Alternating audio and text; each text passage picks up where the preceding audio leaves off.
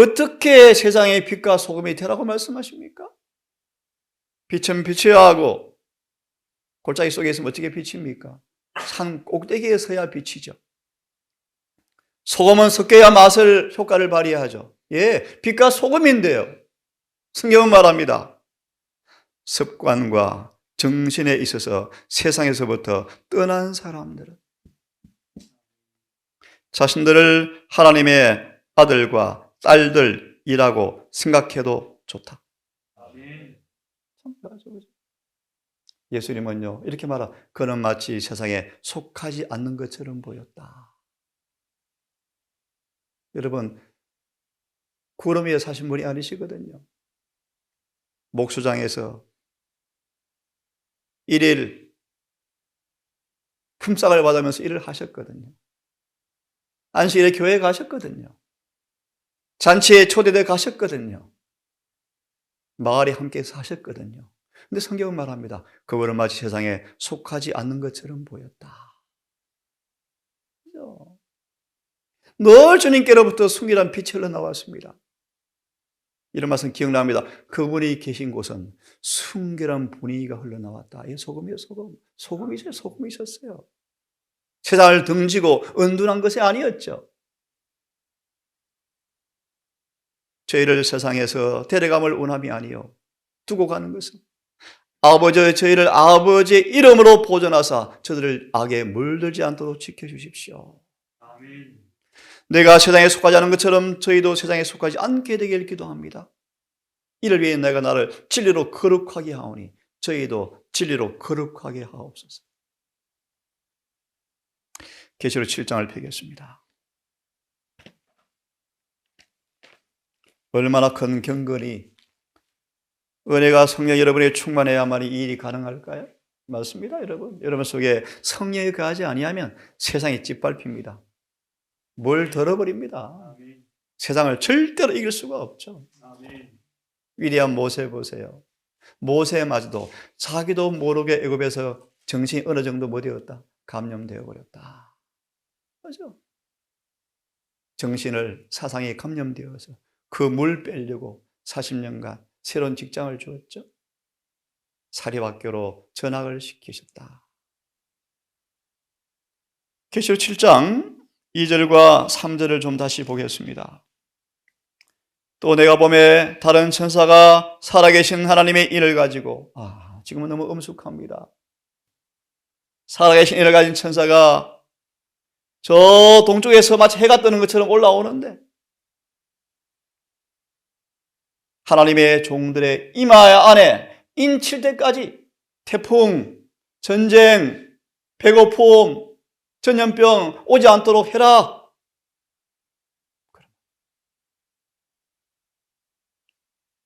그래서 이 구절은 이렇게 우리에게 교훈을 주고 있습니다.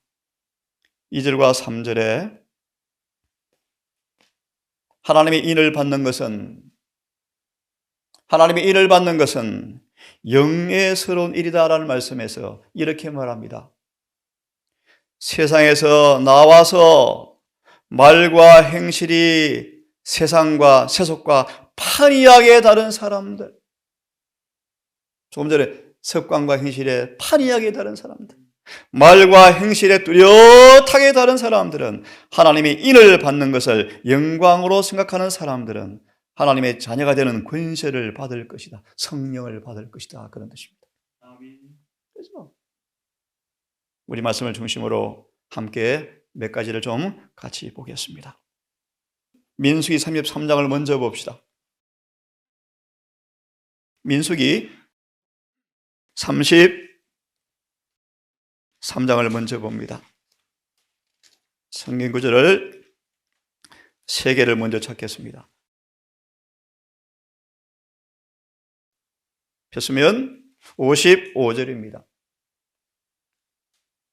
함께 읽습니다. 시작.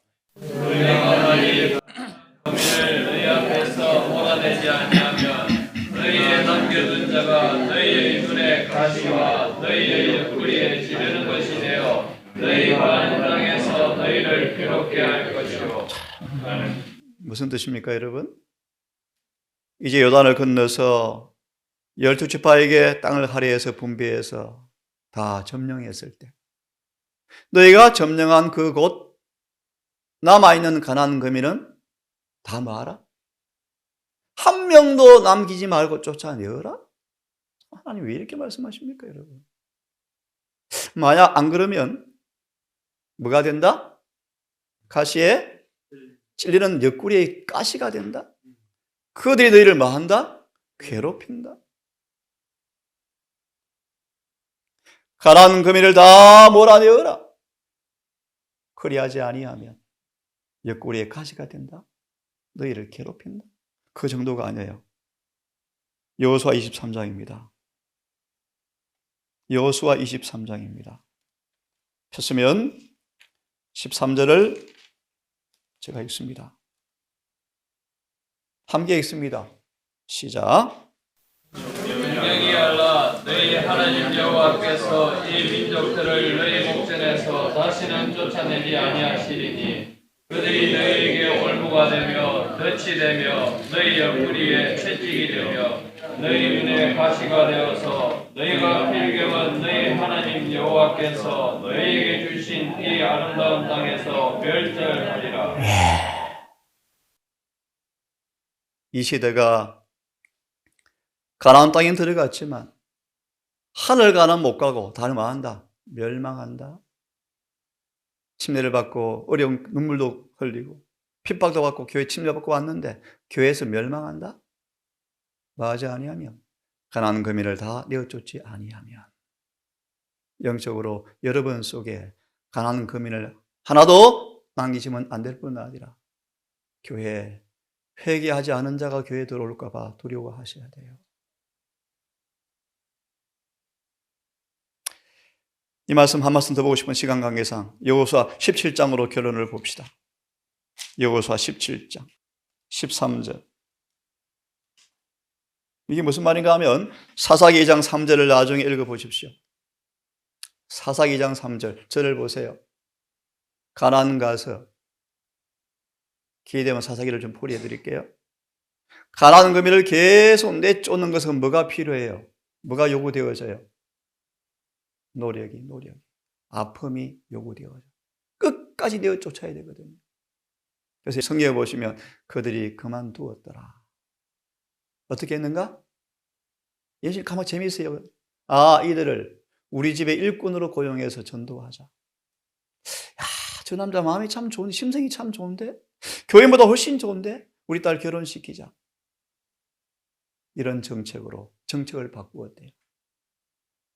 그래서 주님께서 성령을 통하여 너희 내 말 안 듣네? 나도 이제 일 안 한다? 라고 하나님이 거두어지자. 시간이 지남에 따라서 일꾼이, 안 믿는 남편이 우리 신앙을 다 모여버린 거예요. 망가뜨려서 끝내는 뭐요? 북방 이스라엘은 아수르에, 남방 유다는 바벨론에 끌려서 다 멸망하더라. 이 구절의 주석을 보시면 이렇게 말씀했습니다. 도중에 그만두는 것은 하나님의 계획을 마하는 것이다, 방해하는 것이다. 들어보세요. 주님은 그들에게 덫이 되고 옆구리에 가시가 될 사람들을 그 땅에서 쫓아내어야 한다고 확실하게 말씀하셨다. 이것은 주의 말씀이었다. 하나님의 계획은 그분의 보호하에 당신의 백성들이 점점 더 큰 영토를 갖게 하는 것이었다. 왜요? 집을 짓고 정착하는 곳마다 점점 김각지가 사업이 발달되어서 그들이 이웃에게 꾸지 않고 이웃에게 주는 사람이 되게 하려 함이었다. 의미 있죠? 예. 그들의 소유는 확장되어야 했고 그들은 막강한 백성이 되어야 하였다. 그들은 하지만 도중에 그만두었다.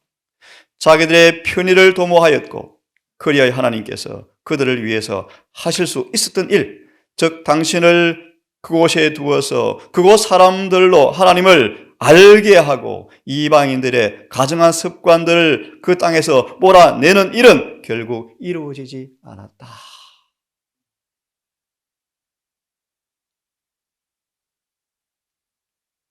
이 말씀을 중심으로 남은 시간 잘 하실 말씀 하나 더 보겠습니다. 부자 선지자를 펴십시오. 부자 선지자 창세기 23장을 펴시고요. 창세기 23장부터 우리 먼저 봅시다. 창세기 13장 10절 13절 13장 10절 롯이 눈을 들어 요단들을 바라본 적. 우리처럼 말합시다. 참 돈 벌기 쉬운 곳이 같다. 참 돈 벌기 쉬운 곳이네. 그런 뜻입니다. 그래서 보니까 너무너무 멋져 보여요. 그래서 롯은 그곳을 택하여 가족을 그곳에 살게 했더라. 그런 말. 13장 주석을 보세요. 10절 11절 요약합니다. 롯은 부자로 들어갔다가 빈 털터리로 나왔다. 아름답고 큰 소득이 보장된 땅을 선택하였지만 그 선택의 결과로 그는 부자로 그곳에 들어갔다가 빈 털터리가 되어서 나왔다. 저번에 기억납니까? 사단은 도시를 만들어 영혼들을 도시로 끌어모으고 있다. 돈 벌기 쉽거든요. 편리하거든요. 안락하거든요. 근데 아브라함은요, 멍청이죠. 시골을 택했죠. 사람이 자신의 위치를 어디에 두느냐의 차이를 말해주고 있다. 올바른 감화를 받을 수 있는 가장 좋은 곳에다 자신의 위치를 정하느냐? 아니면 현세적 이득만을 택하느냐 차이가 바로 그것이다. 소돔으로 가는 길은 많다. 하나님께로 인도하는 길은 식별할 수 있도록 우리는 모두 다 눈에 기름을 바를 필요가 있다. 참, 롯은 실수를 너무 늦게 깨달았다. 소돔에서 얻게 될 이득을 세속적 관점에서 보았기 때문에 롯은 그의 가정을 위해서 소돔성을 택하였다. 그러나 자리를 잡고 재물을 좀 더 모으고 난 다음에야 롯이 절실히 깨달은 것은 그가 가정을 꾸려야 할 그 지역사회의 도덕적 수준을 전혀 고려하지 않는 큰 실수를 범했다는 사실을 뒤늦게 롯은 깨달았다. 부자 선지자 133페이지 133페이지 바로 이어지는 문단 보시면 요약합니다. 롯은 아브라함 덕을 많이 보았는데요. 그죠? 삶의 어르신들과 부모의 믿음 때문에 자녀에게 복을 받고 있는데 롯은 참 무리했다. 그걸 모르고 지 잘난 줄 알고 살았다. 자기 잘난 줄 알고 살았다는 것입니다. 롯은 이기적으로 선택했죠. 네 번째 줄. 쭉 생각하겠습니다. 중간에 롯이 이기심에 기인되어서 선택합니다. 읽을 시간이 없으니까 그 문장 마지막 줄을 읽겠습니다. 그는 이기적 선택의 결과가 얼마나 무서운가를 그렇게도 예측하지 못하였을까?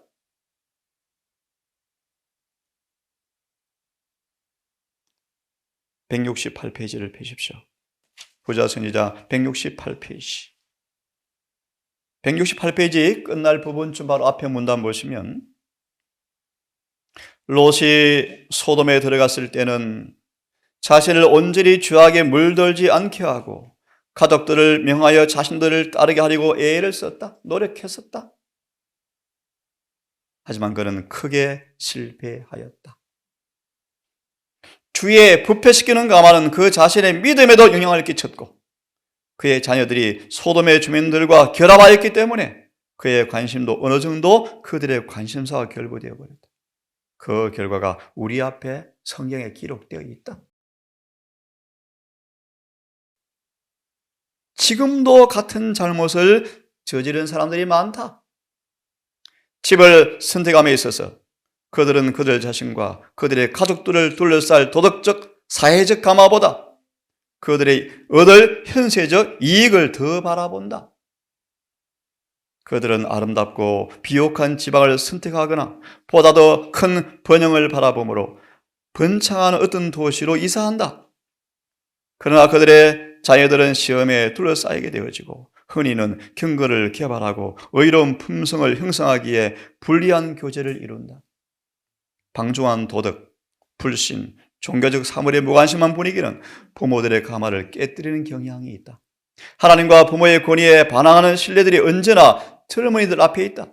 많은 사람들이 이방인과 불신자들에게 애착을 가지며 하나님의 원수들과 운명을 같이 한다. 그 다음 문장 시작합니다. 도덕적 분위기를 반드시 파악해라. 그리고 선택해라. 그 다음 문장을 보시면요. 중간에 보시면 불필요하게 그리스도의 품성의 형성에 이롭지 못하는 가마 아래 자신을 노출시키지 말아야 한다. 우리가 자원해서 우리 자신을 세속적, 불신적 환경 아래 두어지면 하나님의 노엽게 하여 우리 가정에서 거룩한 천사들을 쫓아내게 된다. 하나님의 말씀입니다. 이 말씀 드리고 마무리합니다. 도시 선교를 해야죠. 이 말씀을 펴지는 않겠습니다. 예, 하셔야 합니다. 하지만 빛과 소금이 되셔야 합니다. 마태오 5장 13절 14절 찾아서 주석을 보십시오. 답을 드립니다. 성령을 받지 아니하면 펴겠습니까? 그러면 5장 13절 14절 만 읽고 함께 있습니다. 읽으시고요. 요엘서의 한 말씀으로 끝내겠습니다. 마태 5장 13, 14 같이 읽습니다. 시작. 소금이 만일 그 맛을 잃으면 무엇으로 타게 하리요? 후에는 아무 쓸데없어 다만 밖에 버리워 사람에게 맡길 뿐이니라. 너희는 세상의 빛이라. 산에 있는 덩어리가 숨기우지 못할 것이요. 예, 빛과 소금입니다. 빛을 이불 속에 둘 의미가 없죠. 그래서 소금 아무리 좋은 소금 놔두면 뭐 의미 있습니까? 반찬에 쳐야죠. 그런데 조건이 있습니다. 요엘서 2장 28절 29절 읽고 기도합시다. 오늘 말씀들은 시대의 소망의 장벽이 무너짐 장면을 통하여 장을 통하여 주는 교훈을 우리가 지금 보고 있습니다. 요엘서 2장 28절 29절 이 구절은 너무너무 잘 아시는 구절이죠. 말세에 늦은 비를 부어줄 것에 관한 예언의 말씀인데 주석만 보겠습니다. 2장 28절 29절 함께 읽고 기도합시다. 보다 분명한 성취 무슨 말입니까? 요엘서 2장 28절 29절이 오순절날 성취되었는데 이 완전한 성취가 뭐한다? 우리 앞에 지금 있다. 다시 말하면 온 땅을 빛으로 환하게 할 일이 있다. 함께 읽고 마치겠습니다. 시작. 만약 너희의 이 예언이 되었다면 그 예언이 하나님의 백성들에게 보다 더 분명하게 성취될 이때에 우리들은 살고 있다. 그분은 하나님의 백성들에게 그의 성령을 중요한 말. 그의 성령을 그렇게 주실 것이기 때문에 계속 도덕적 가문 위에 빛이 될 것이며 조건이 무엇입니까? 성령을 받으셔야 합니다. 맞아 있습니다. 그런 빛이 세상의 구석구석까지 반사되어 나갈 것이다. 예. 우리의 믿음이 크게 자라서 주께서 그의 백성들과 함께 힘있게 일하실 수 있게 된다면 얼마나 좋을까. 우리 동안 우리 청년들, 우리 마음 굴대들 매일의 삶에서 성령을 날마다 받으십시다. 마침내 충만하게 되어서 온 땅을 이사야 60장 말씀처럼 환하게 하는 그 마지막 전도 운동에 다 참여하기를 간절히 바랍니다. 기도합시다. 아버지, 성도란, 교회란 세상으로부터 분리되어서 나온 모임이라고 말씀하셨습니다. 그것은 이기적으로 빛을 감추거나 우리만 먹는 소금이 아닌 산 꼭대기의 빛을 발하고 구석구석 비추기 위함이며 세상의 죄인을 죄에서 꺼내와서 물들지 않도록 보존시키는 역할을 우리에게 맡기셨습니다. 아버지, 하나 이 아침 조건을 보았습니다. 우리 안에 성령이 거하지 아니하면 이 일은 불가능함을 고백합니다. 우리 동산의 모든 가족들 날마다 이름을 받는 일에 실패하지 않게 하셔서 성령이 점점 무르익어 충만해져서 억제할 수 없는 가마력으로 세상으로 달려갈 수 있도록 도와주시옵소서. 오늘도 우리 개인의 삶에서 서로 이웃의 교제 삶에서 또 일터로 가는 우리 하나님의 일꾼들의 일터에서 빛과 소금 되게 해 주시옵소서. 말과 행실과 가마력에 뚜렷이 구별되어지고 이기심이 없고 세속에 물든 정신이 없고 고상하고 고결하고 순결하고 너그럽고 관용하며 친절하며 무례행치 아니하는 그런 빛의 열매가 가득한 빛이 되어서 뚜렷하게 어둠과 대조된 모습으로 비치게 해 주시옵소서. 이 동산이 아버지 그런 곳 되고 싶습니다. 오직 성경, 오직 정언의 말씀을 따라 사는 삶, 품성으로 연결되어지는 삶을 통하여 이곳이 깨끗한 순결한 빛이 어느 곳에 볼 수 없는 품성의 빛이 비치는 곳 되고 싶습니다. 주여, 더 깊은 회개와 자복과 헌신을 통하여 더 깊이 거듭나게 하시고 죄에서 깨끗하게 해주셔서 우리가 만나는 사람과 혹전도 할 때마다 정말 빛의 역할, 소금의 맛을 충분히 발산함으로 주님께 충성된 종으로 판명되게 해 주시옵소서. 오늘 한 달도 주님 우리의 생일을 시작합니다. 해가 지도록 우리 그럼 인도하셔서 물들지 않게 하시고 늘 은혜 안에 진리 안에 주와 함께 동행하다가 성의 열매 가득한 하루가 되게 하셔서 한 달 마무리 헌신의 시간 주 앞에 의의 열매 드리는 제사가 될 수 있도록 인도해 주시옵소서. 아멘. 사랑 많으신 예수님 이름으로 기도드리옵나이다.